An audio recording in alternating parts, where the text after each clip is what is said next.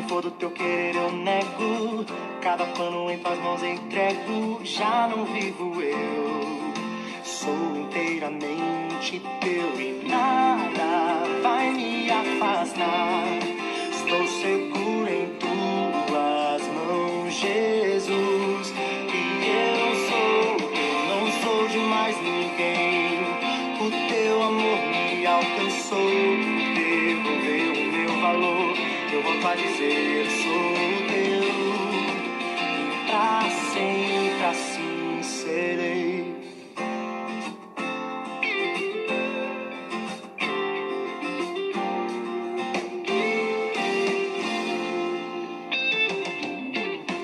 Onde me mandares e eu sigo, tudo que o Senhor disser repito. Já não vivo eu, sou inteiramente teu. Se não for o teu querer eu nego, cada plano em tuas mãos entrego. Já não vivo eu, sou inteiramente teu e nada vai me afastar. Estou seguro em tuas mãos, Jesus. E eu não sou de mais ninguém. O teu amor me alcançou, me devolveu o meu valor. Eu volto a dizer, sou teu, e pra sempre assim serei. Não sou de mais ninguém. O teu amor me alcançou e devolveu o meu valor. Eu volto a dizer, sou teu, e pra sempre assim serei.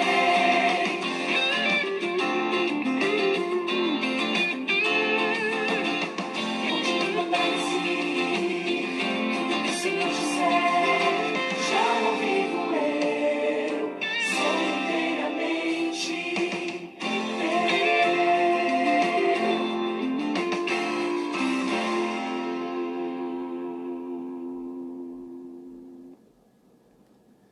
Olá, meu irmão, minha irmã, muito bom estarmos juntos. Finalmente chegou o dia prometido das perguntas e respostas. Hoje nós vamos refletir a respeito dos questionamentos que alguns irmãos colocaram, algumas perguntas, algumas colocações.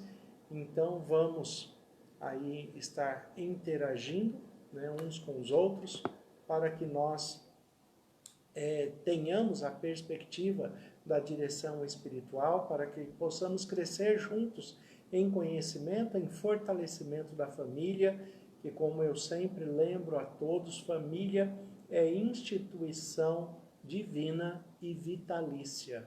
Família é instituição divina e vitalícia, é uma aliança indissolúvel com todas as suas implicações. Então nós temos que aprender cada vez mais e aprender a viver em comunhão da melhor forma possível uns com os outros, aplicando os conceitos corretos de família, aplicando os princípios e os valores que nós vivemos como cristãos dentro da palavra de Deus, para que nós vivamos melhor, independente da expressão de fé, do vínculo denominacional, da expressão religiosa.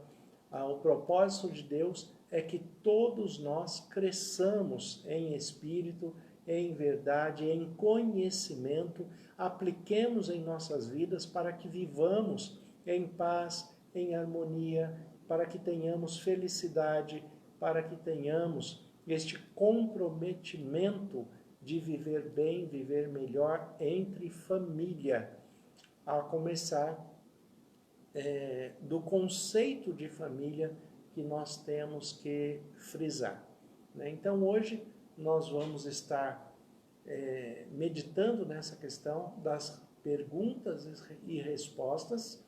Nós já recebemos algumas dessas questões e selecionamos algumas, mas vocês podem continuar enviando as suas perguntas, porque sempre nós teremos um momento assim para responder às perguntas que estão inquietando os casais, inquietando as famílias, com as questões do relacionamento do cônjuge, o cônjuge com o relacionamento com os filhos com o seu relacionamento com os pais, o conceito de família, o que de fato é uma família, o que não é uma família e foi adotado como percepção geral. Então, tudo isso nós vamos tratar com um pouco mais de profundidade a partir das próprias questões de vocês, né? Porque quando nós fazemos um discurso geral, um discurso aberto, eu costumo falar assim, às vezes é claro, nós sempre tratamos de assuntos muito importantes, assuntos relevantes para que todos nós tenhamos uma vida saudável, uma vida de paz, uma vida de harmonia.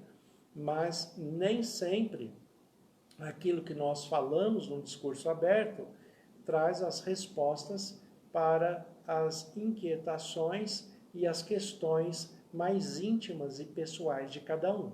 Então, quando nós temos este momento de perguntas e respostas, é para dar respostas a questões mais significativas para aqueles que perguntaram e que também sirvam para todos, para que nós todos possamos crescer juntos. Então, este vai ser o nosso momento aqui de perguntas e respostas, já falando, né, desde o início aqui, que vocês podem continuar enviando as suas perguntas para o e-mail, né, pastor@ivanfidelis.com.br, também está no encarte do próprio Face, tem ali o e-mail, tem até o número do WhatsApp, se quiserem enviar dessa forma.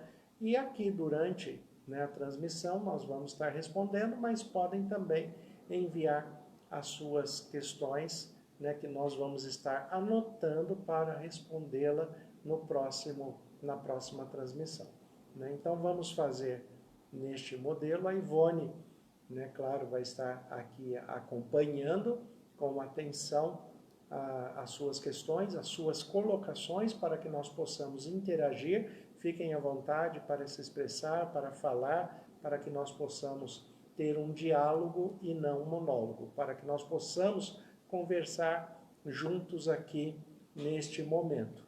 E a Ivone vai também fazer as perguntas, né, que foram selecionadas para que nós possamos estar respondendo e refletindo a respeito de cada uma delas. Então, que Deus nos conduza nesse momento, que estejamos sensíveis à voz do Espírito Santo e que possamos responder da melhor maneira possível, né? Boa noite, irmãos. Boa noite, irmãs. Que Deus abençoe. Que bom podermos estar,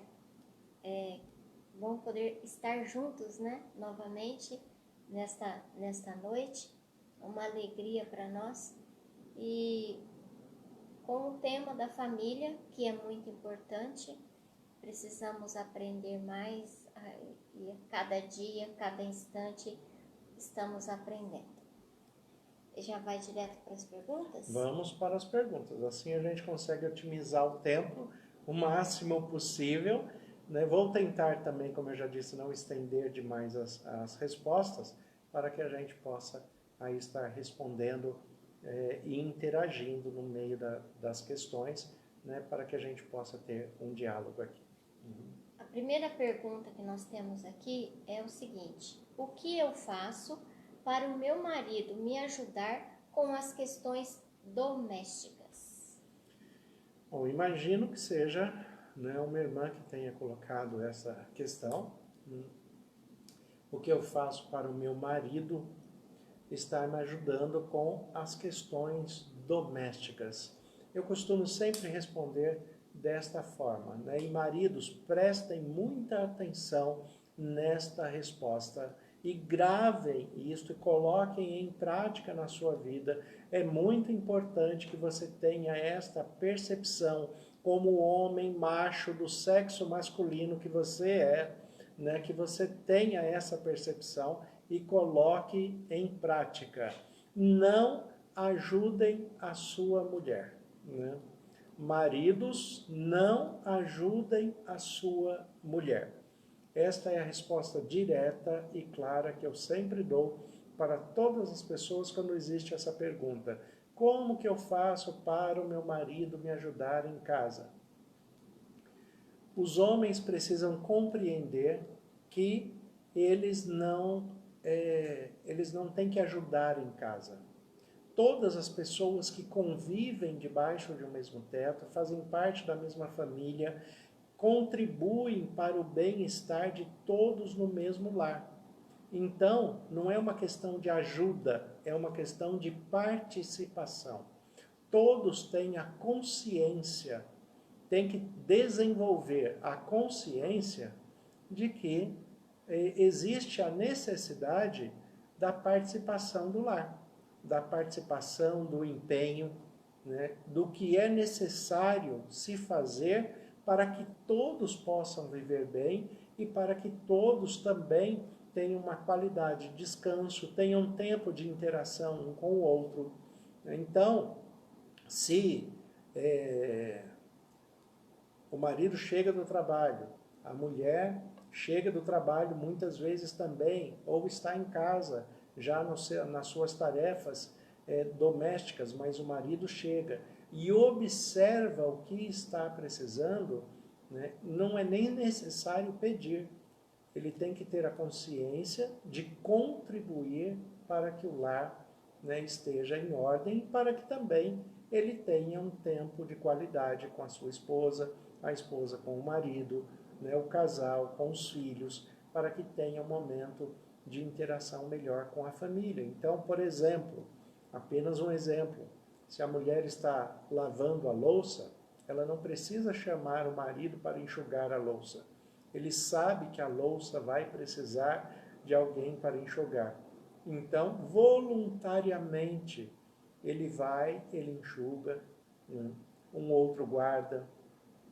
E assim todos contribuem para o bem-estar da família. Quando todos tomarem a consciência de que estão participando do mesmo lar e que esta participação consciente deve promover o bem-estar de todos, então ninguém precisa ficar cobrando ninguém a respeito daquilo que é para fazer. Cada um tem a consciência e aquilo que tem que ser feito, será feito. E também não é uma questão de gosto. Ah, mas eu não gosto de fazer isso, eu não gosto de fazer aquilo. Nas tarefas domésticas, né, se nós formos selecionar por gosto, né, a gente gosta de pouca coisa de fazer. Não vou fazer nada. Não vou fazer nada. Se a gente for selecionar, né, a gente vai selecionar pouca coisa do que gosta. Mas não é uma questão do que gosta, é do que é necessário. Agora, observem a aptidão de cada um. Né? É melhor aquele que não tem muita habilidade para lavar a louça, é melhor que ele enxugue, porque se ele for lavar, ele vai quebrar metade da louça. Né? Então, é melhor cada um desenvolver aquilo que tem mais aptidão para fazer. Mas o importante é que todos tenham consciência da participação do lar. Então, não é uma questão de ajuda, mas é uma questão da consciência da participação mútua para que todos façam o que é necessário para que o lar se mantenha em ordem, se mantenha limpo, se mantenha organizado. Né? Então, quando todos tiverem essa consciência, tudo vai funcionar melhor e sem a necessidade de cobrança. Né? E cada um tem um jeito de fazer, né? Tem que respeitar o jeito de fazer também. O jeito de fazer também. Não é porque o outro não faz do meu jeito que eu não vou permitir que ele faça, ou assim que ele acabou de fazer, eu vou fazer de novo. Né? Não, cada um tem o seu jeito de fazer. Né? Então, respeitar também, né, a maneira de cada um desenvolver ali. Nossa segunda pergunta é em relação aos filhos, né? Desde que os filhos nasceram, toda a atenção da minha esposa é para eles. Como resolver isso? Sabe que essa pergunta é uma pergunta bastante recorrente entre os casais que decidiram ter filhos. Eu sempre lembro aos casais que maternidade e paternidade também faz parte dos dons que Deus oferece para cada um, não são todas as pessoas que têm aptidão para ser pai, para ser mãe. Mas aqueles que têm aptidão, os casais que querem ter filhos, nós temos que lembrar do Salmo 127, onde fala que os filhos são bênçãos do Senhor, mas são flechas na mão do guerreiro. Esta questão de que os filhos vieram e agora a mulher está dando muito mais atenção ao filho do que ao marido, ela é uma pergunta curiosa, porque o que acontece muitas vezes é que quando o casal se une em matrimônio e decidem ter um filho, no primeiro momento da união só existiam os dois, então um dedicava tempo ao outro. Com o tempo vieram os filhos. Então, se ele tem um ou dois filhos, é claro que num primeiro momento a atenção tanto da mãe quanto do pai vai estar mais voltada para esse filho, mas especialmente da mãe, que vai amamentar, que tem mais contato com a criança, né, contato direto, porque o pai vai continuar trabalhando, até porque a licença maternidade, no caso das mães que trabalham fora, ela é muito maior do que a licença paternidade. Então, as mães vão ter mais empenho, mais tempo para cuidar desse filho. Esta atenção ela é necessária, principalmente nos 3 primeiros anos de vida da criança. Agora, o que eu acho muito curioso dessa pergunta é porque quando o casal resolve ter filhos, normalmente, nasceu o primeiro filho, a mulher passa a ter 2 filhos. Ela passa a ter o filho que nasceu e o marido que fica meio infantilizado, né? Querendo atenção, querendo chamar a atenção para si e até, né, numa espécie de patologia emocional estranha, né, com ciúmes do filho porque a mulher está dando atenção para ele. Então, são questões emocionais, questões, né, de sentimentos, de estrutura psicológica que precisam ser corrigidos. O marido tem que compreender que aquela criança precisa de atenção, né? A criança precisa de afeto, precisa de carinho, mas a mulher também precisa compreender que a família como um todo, o marido também precisa de atenção, precisa de cuidado, e o marido tem que entender que a mulher também está precisando de atenção, de carinho, de cuidado. Então, um casal que tem um filho, a estrutura da família passa a ser uma estrutura emocional um pouco mais carente, porque o filho precisa de atenção, a mulher precisa e o marido precisa. E tudo isso aflora de uma maneira muito mais forte.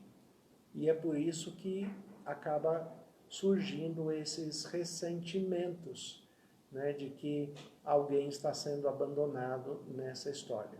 Agora, tudo tem que ser feito com harmonia, com diálogo e com a atenção devida e necessária para cada um. O que não pode acontecer é o marido entrar em competição com o filho por causa de atenção da mulher, né? Como diz a música do Erasmo Carlos, né? É uma música que ele tem muito própria para isso, a música chamada Mulher, né? Onde ele começa cantando que dizem que a mulher é o sexo frágil, mas isso é uma mentira absurda, porque eu faço parte da rotina de uma delas e sei que a força está com ela. Quando chego em casa à noitinha, quero uma mulher só minha, mas para quem deu luz, não tem mais jeito, porque um filho quer seu peito, o outro já segura a sua mão e o outro quer o amor que ela tiver. 4 homens dependentes e carentes do amor de uma mulher, né? Então, essa música do Erasmo Carlos, ela é muito própria para mostrar a força da mulher dentro do lar, no caso da música, uma mãe com 3 filhos, né? 4, né? E o marido passou a ser o 4º homem, né? Então, desde o primeiro filho, o marido, o homem, tem que tomar consciência que ele tem que participar, né, da afetividade, do carinho, da atenção para o filho, e não pode competir com o filho, porque isso vai sobrecarregar a mulher, né? Então, uma questão de conversa, de diálogo, é o que é necessário. Como posso melhorar o relacionamento com meu sogro e minha sogra? Relacionamento com sogro e sogra. Também é uma pergunta bastante recorrente. Aí nós entramos na questão do conceito de família. Exatamente. O brasileiro, e eu sempre repito isso, o brasileiro tem uma dificuldade em definir as questões de família. A estrutura bíblica que Deus colocou para todos nós, qual que é? Quando duas pessoas se unem em matrimônio, quando elas se casam, quando o homem se casa, a mulher se casa, os dois se constituem em uma família. Os dois passam a ser uma família. O pai e a mãe do marido, do homem, o pai e a mãe da mulher, eles deixam de ser família e passam a ser familiares na estrutura direta. Por quê? Porque o casal constituiu a sua própria família e tem que formar a sua própria identidade. Normalmente, os conflitos conjugais com relação ao sogro e à sogra acontecem porque esses limites não foram colocados.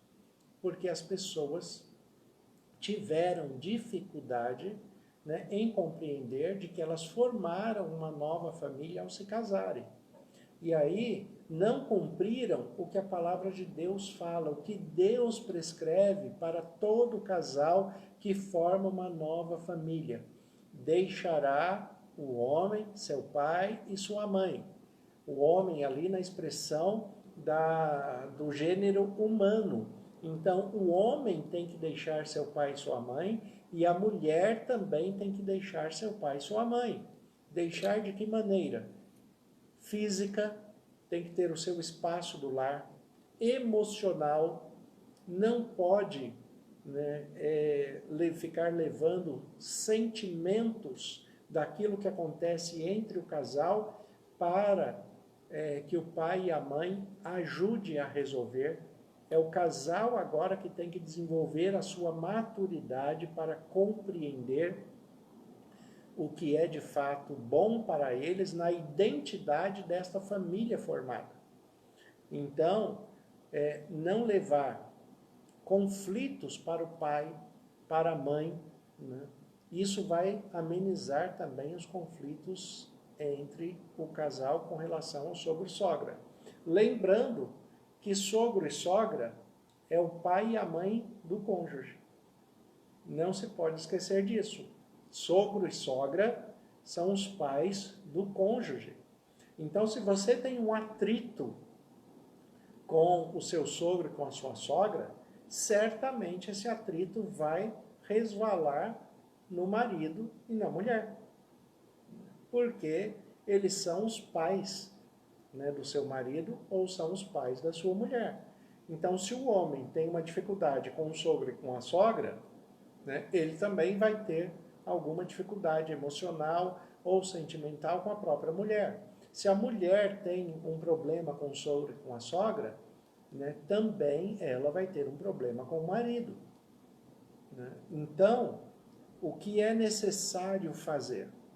É necessário que os dois conversem, tenham um diálogo aberto, um diálogo franco, mas tenham na mente que eles constituíram uma nova família e que agora eles têm que ser independentes na estrutura física do lar, nas emoções, nos sentimentos, nas finanças, né? Pais e mães não podem se intrometer nas finanças de filhos casados.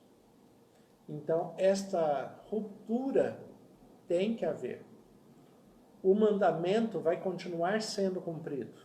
Honra teu pai e tua mãe. O que é honrar pai e mãe? Continue, né, visitando, continue dando atenção, continue oferecendo ajuda quando for necessário, quando seus pais pedirem, né, alguma ajuda, quando você observar que é necessário, converse com o seu cônjuge, o marido com a mulher com o marido, conversem antes de prestar ajuda, porque isso tem que ser um acordo entre o casal. Mas, né, é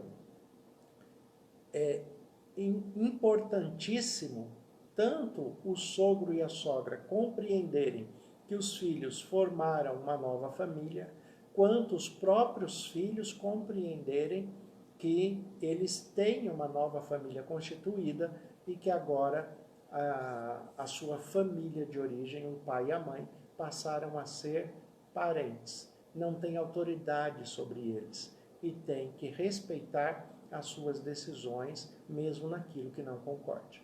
Né? Isso é essencial, né, para que haja harmonia entre, né, as pessoas e seus sogros e sogras.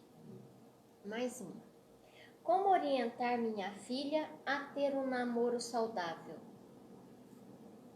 Serve para o filho também, né?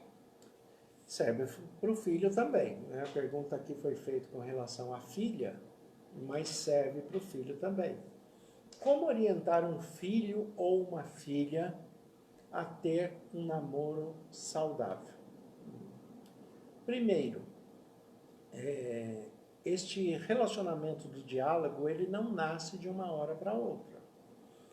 Pais e mães compreendam uma coisa, né? Hoje existe um discurso moderno que todo mundo acha legal, que é muito bom, né? Que o pai tem que ser o melhor amigo do seu filho, que a mãe tem que ser a melhor amiga da sua filha, né? Que os pais têm que ser os melhores amigos dos seus filhos. Né? Isto na prática não dá certo. Isto não é uma realidade. Cada um tem o seu papel. Amigos têm o seu papel. Pais têm o seu papel e mães têm o seu papel. E isto deve ser respeitado a todo tempo.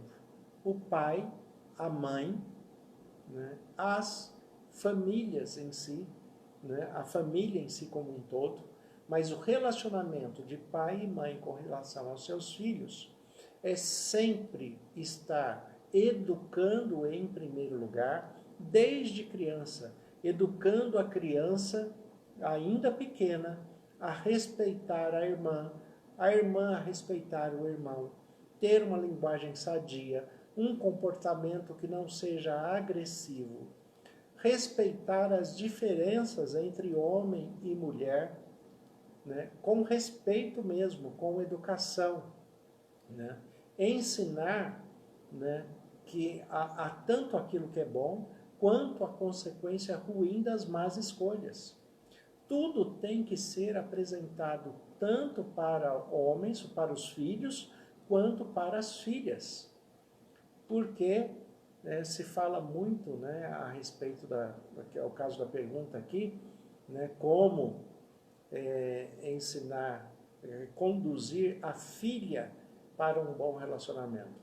Mas se o filho não for educado a ser, né, um bom namorado, a ser respeitoso com a mulher, né, vai ser difícil, né, também esta menina se relacionar com alguém que a respeite. Então, existe sempre esta questão dos dois lados. Pais e mães têm que educarem seus filhos e filhas desde criança, desde pequeno. Educar ao respeito do espaço, ao respeito no trato, ao respeito na linguagem, para que, à medida que eles forem crescendo, isso já seja um padrão na sua mente, nas suas emoções, no seu comportamento, um padrão de respeito, né? A começar de respeito a si mesmo, de respeito aos princípios, de respeito aos valores, de respeito ao seu próprio corpo. Provérbios 31 por exemplo, fala a respeito disso. A mãe do rei Lemuel fala que homens que se relacionam com muitas mulheres são fracos, não têm domínio próprio, não têm fruto do Espírito, são homens fracos, homens principalmente que são manipulados ou dependentes da sexualidade, é porque não foram educados na força que deveria ter para o domínio e para o controle próprio, né? E as mulheres da mesma forma, né? Então, esta educação deve vir desde criança. Agora, à medida que essa criança for crescendo, chega na fase de adolescente, vai chegando à fase adulta, os papéis dos pais é continuar a orientação e mostrar sempre o caminho do bem, do mal e as suas consequências. As escolhas são pessoais.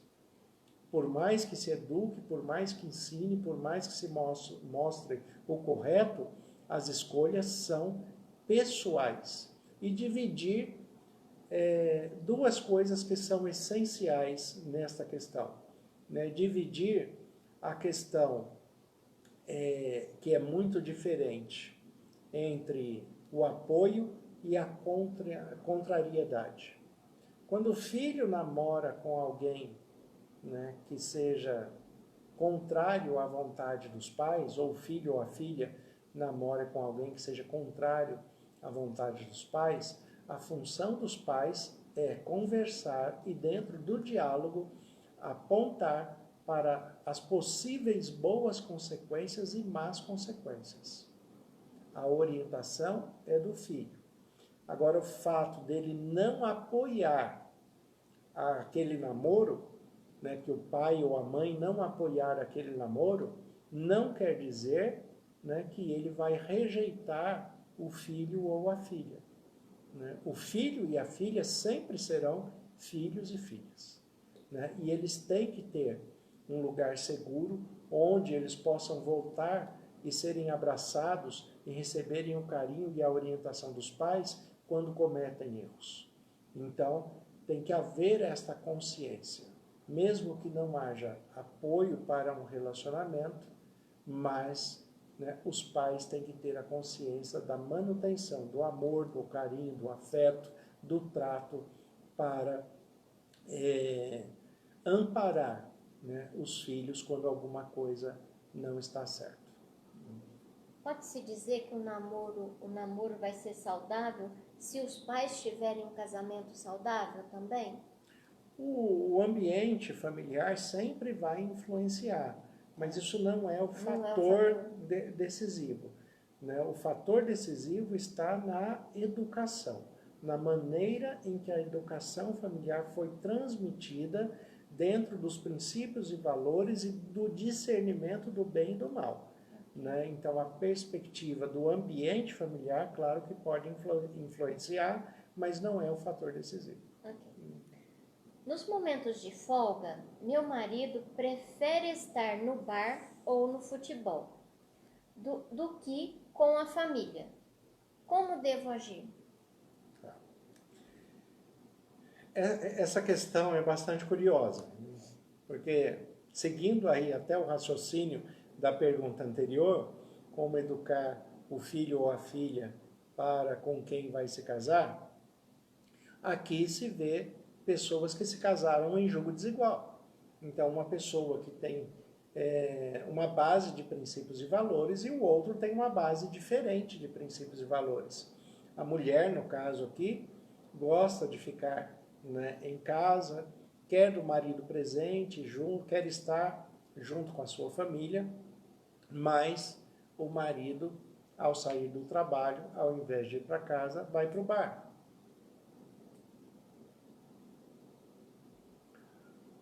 Vai para o bar ou quer ir jogar futebol, né, com os amigos. Então, vamos pensar em alguns detalhes aqui, alguns pontos para responder melhor essa pergunta. Primeiro, né, como foi a formação desse marido? Como foi a formação da sua família de origem? né? Por que que ele tem esse desejo de estar fora, né? Isto vem da relação da família de origem, da influência do pai e da mãe dentro da sua família de origem, ou isto começou a acontecer depois que ele se casou? Porque pode ter acontecido as duas coisas.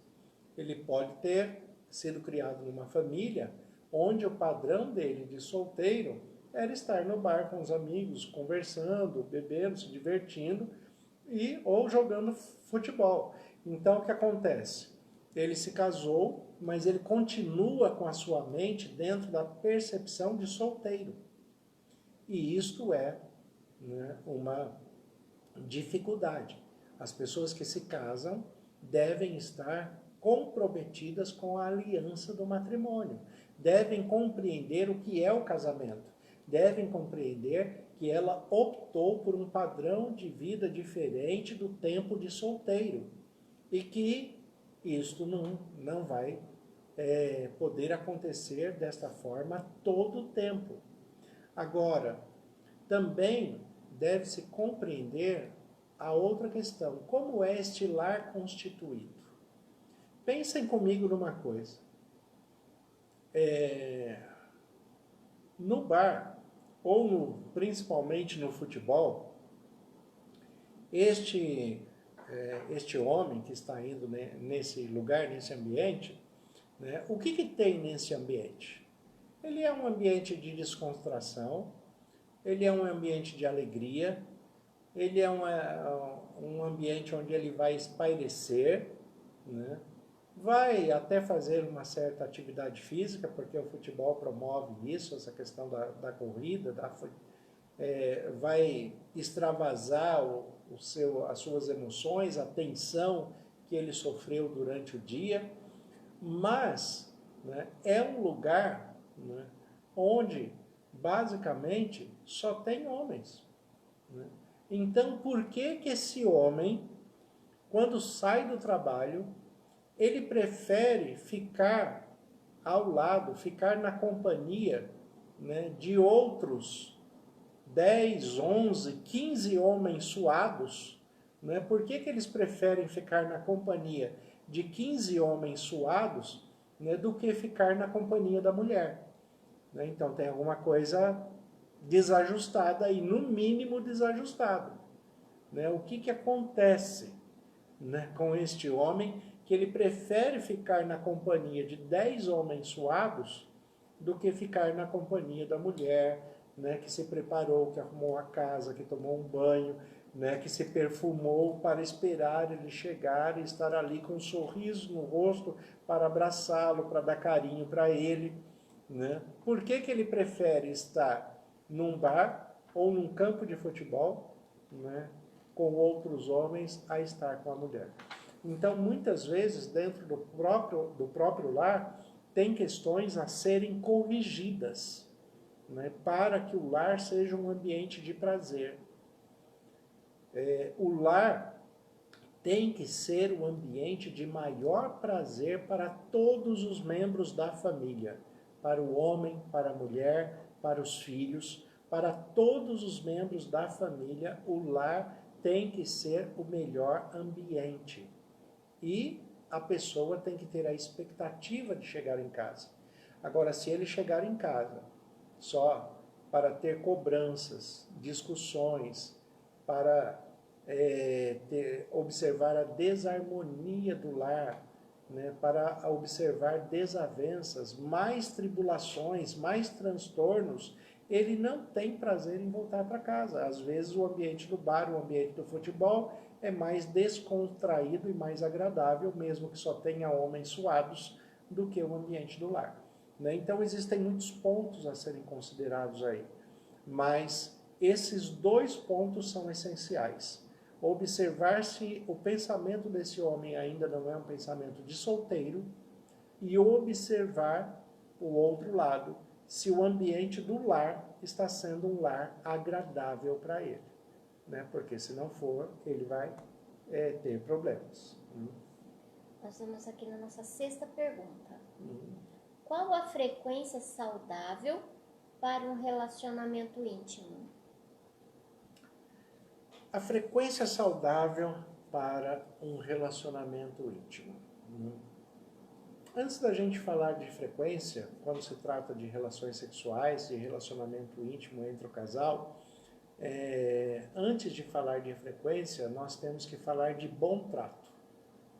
Nós temos que observar que a sexualidade ela não pode ser apenas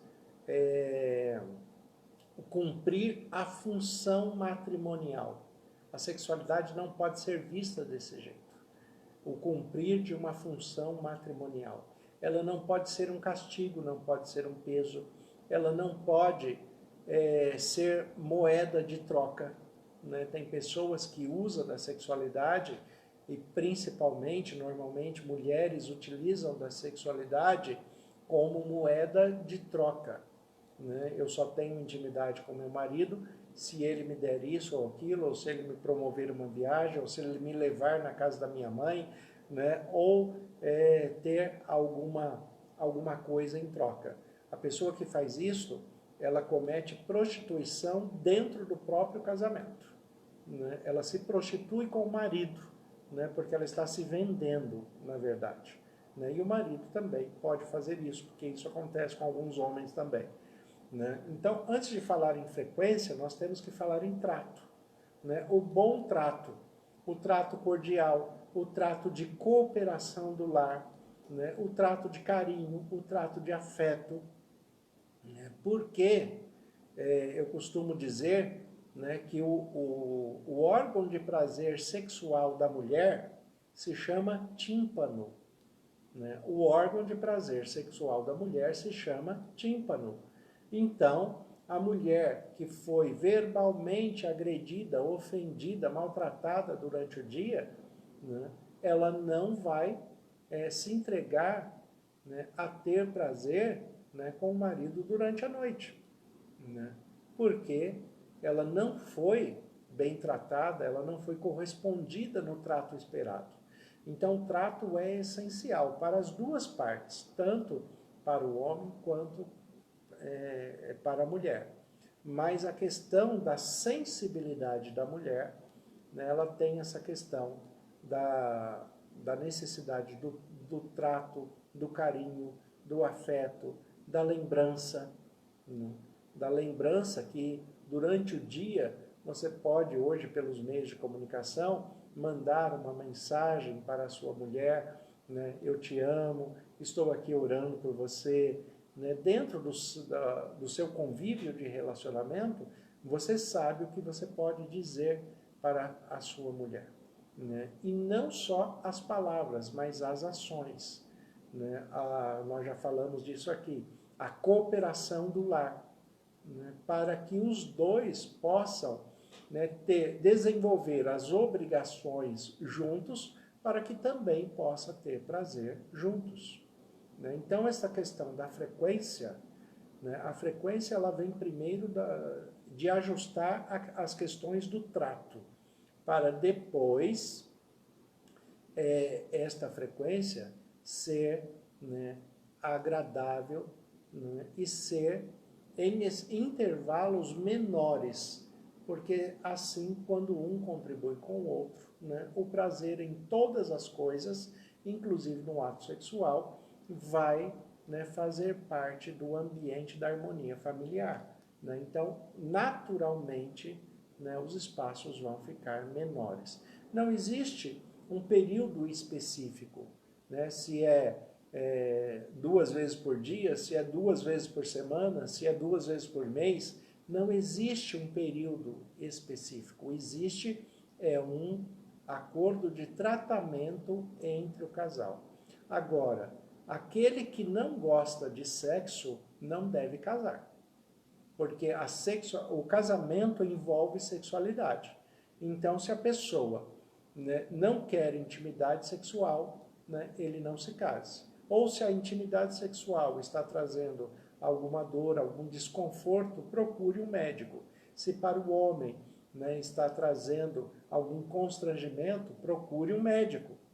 Né? Então, sempre ajustando as questões para que o relacionamento do casal seja saudável, né, entre o casal. Né? Não só nessa questão da frequência, mas que seja agradável e seja saudável para os dois. Né? Sexualidade no sábado é pecado? Não. Não. Essa pergunta já me fizeram muitas e muitas vezes. Eu não vou falar 1 milhão de vezes porque eu estaria exagerando. Mas muitas, centenas de vezes já me fizeram essa pergunta. Sexualidade no sábado é pecado? Não, não é pecado. Não há problema nenhum do casal ter a sua sexualidade durante o período do sábado. Isso faz parte da comunhão do casal, da união do casal, né? E não há problema nenhum do casal ter a sua intimidade sexual durante as horas do sábado. Mas respeite aquilo que deve ser feito durante o sábado. A busca ao Senhor, né? O período do culto, né? Esteja atento à mensagem da palavra de Deus, mas se abster da sexualidade não é bom para o casal, né? Nem no sábado, se isso for, né, um acordo entre o casal. Se o casal se sente bem desta forma. Agora, com relação à espiritualidade, com relação à Bíblia, com relação à palavra de Deus, que é a nossa regra de fé e prática, não há, né, nenhum problema com esta relação do sábado e a sexualidade. Entre 4 paredes, vale tudo? Também não, porque os seres humanos são corrompidos, né? E a sexualidade, como eu já disse muitas vezes, a sexualidade ela deve ser saudável dentro da perspectiva bíblica. Então, algumas coisas que as pessoas acham que é pecado não é acordo entre o casal. Outras coisas que alguém pode achar que é comum, não é, né? Porque faz parte da corrupção do pecado no ser humano. Então, o que se tem que definir dentro da palavra de Deus, dentro das questões do casal, tem que se respeitar. A palavra de Deus em 1 Coríntios 7 fala que nós não devemos defraudar um ao outro, né? Nós não podemos, né, obrigar ao outro naquilo que ele não quer fazer, que não faz parte da sua índole, não faz parte da sua aptidão sexual.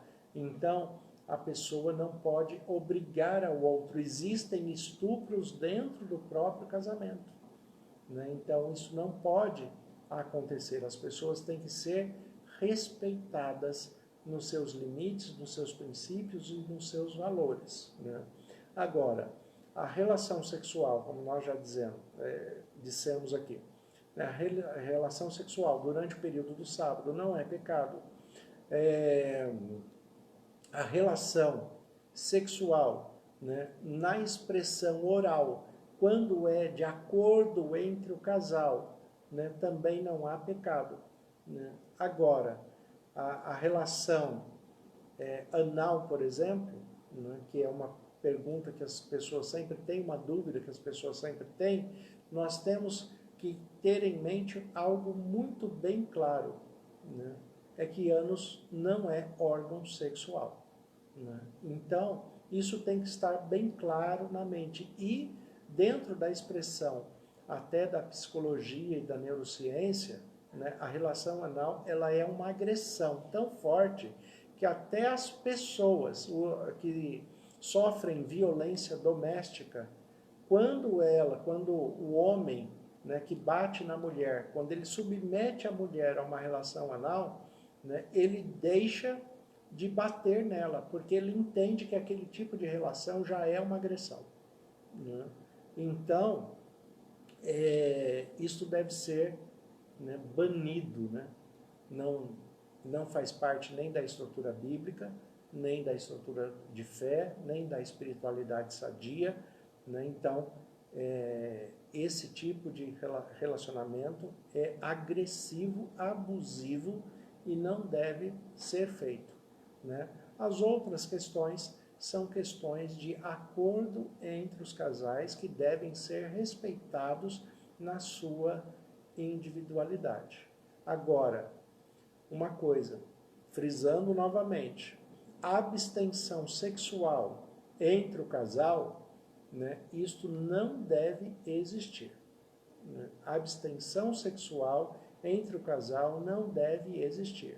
Quem não gosta de sexo não se casa, né? Porque o casamento envolve sexualidade. Então, abstenção sexual não deve existir. A mulher que insistir, por exemplo, né? Normalmente eu falo a mulher, né? Acontece com os homens também, mas normalmente, em 80% dos casos, né? Isso provém da mulher. A mulher que insiste em não ter intimidade sexual com o marido, né? O que ela está simplesmente conduzindo o marido é para que o marido não tenha relação sexual com ela. Porque mesmo que ele não traia ela fisicamente, existem muitas maneiras de se ter sexualidade, né? E não só física. Existem muitas maneiras de se ter sexualidade. Então, a mulher que mantém a abstenção sexual, a única coisa que ela consegue fazer é que o marido não tenha relação sexual com ela. Não quer dizer que ele não vai ter relação sexual de outras formas. Nós temos uma pergunta aqui no chat. É sobre finanças. Na Bíblia está escrito que não devemos ser fiador de ninguém. Como fazer quando um filho vai estudar fora, precisa alugar um imóvel e precisa de um fiador? Existe alguma exceção? Pergunta Maria Lúcia. Sim. A questão é a seguinte: o filho que ainda está em época estudantil, ele ainda está sob a tutela dos pais. E os pais têm o dever de contribuir para que esse filho tenha esse bem-estar, né, e essa possibilidade de estudos.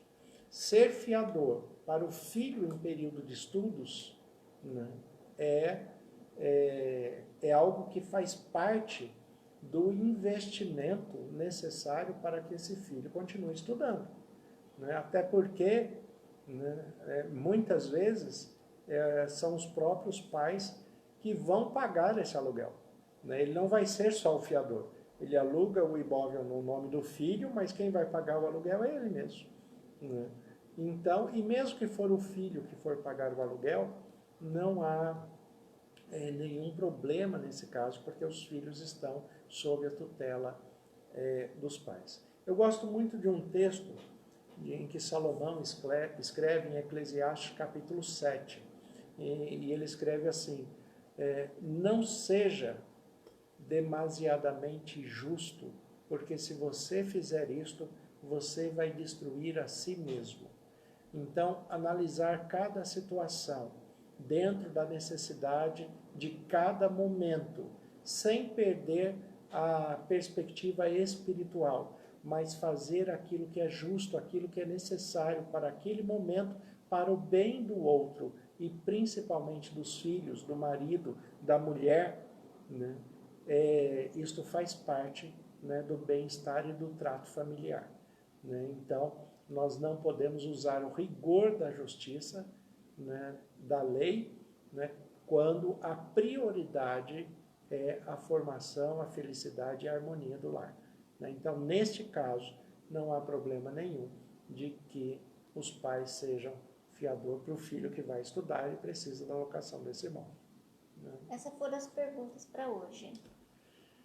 Irmãos e irmãs, né, muito obrigado, né, pela participação de vocês. Continuem enviando as suas perguntas. Nós vamos responder a cada uma delas, como nós fizemos hoje aqui.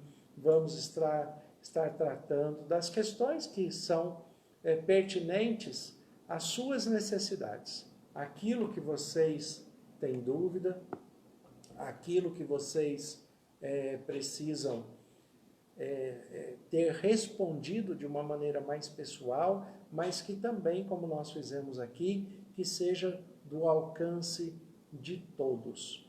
Né? Manter a mente sadia, o crescimento espiritual, a compreensão da palavra de Deus e sempre estar atento a este texto de Efésios, capítulo 6, versículo 10.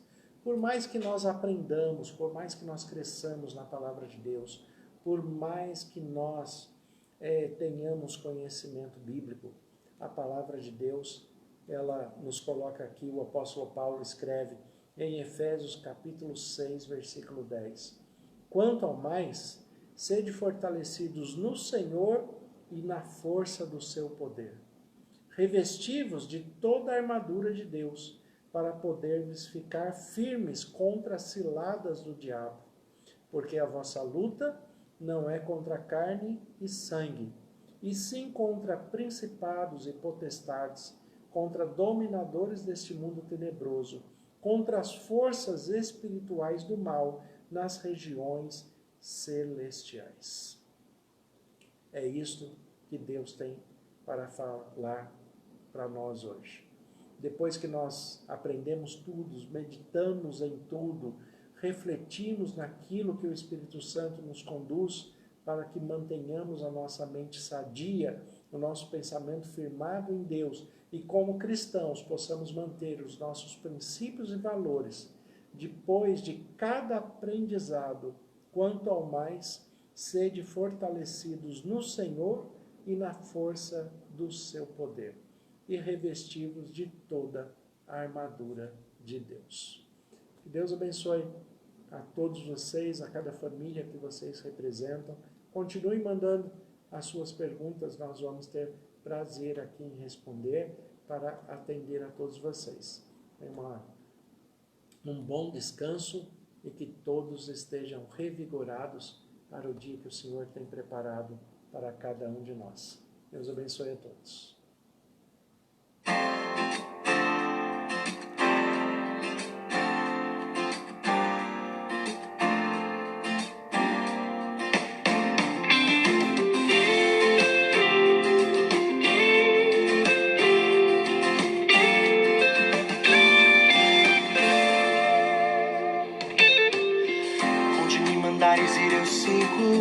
Tudo que o Senhor disser, repito, já não vivo eu. Sou inteiramente teu. Se não for do teu querer, eu nego. Cada plano em tuas mãos entrego. Já não vivo eu. Sou inteiramente teu e nada vai me afastar. Estou seguro em tuas mãos, Jesus. De mais ninguém, o teu amor me alcançou, devolveu o meu valor, eu volto a dizer, eu sou